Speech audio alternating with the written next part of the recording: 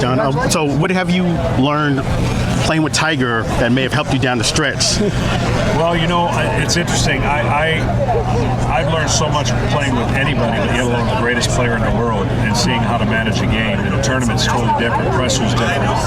And I also learned that when you don't have your best game, find a way to hit a shot. Now, I played not so good this week, but good enough. And I have a ton of work to do on my golf game. So events like this just kind of reinforce it. They expose you. And so I know what I'm going to work on when I go home. But as far as the team concept, I couldn't ask for a better effort from my guys.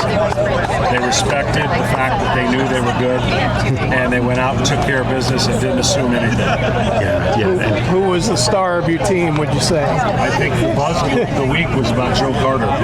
Really?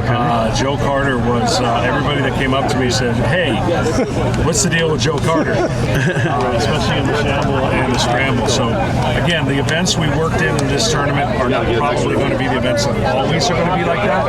But we eased everybody in, and I thought the format accepted. The scoring was a little bit big gap, but that won't always be. I promise you. But some people learn some lessons, including whenever you go through something, you learn. And I don't think we'll ever see scores like that again. You had high hopes for this coming in. What is your feelings now that the first one's in the books? I just think there's no way that I could have expected this. I mean, again, until you show up, until you see, you're blown away. And they blew us away. We're athletes pretty spoiled, right, in their lives that they live. This is beyond, and that's saying a lot. Yeah, awesome. Baseball-related question.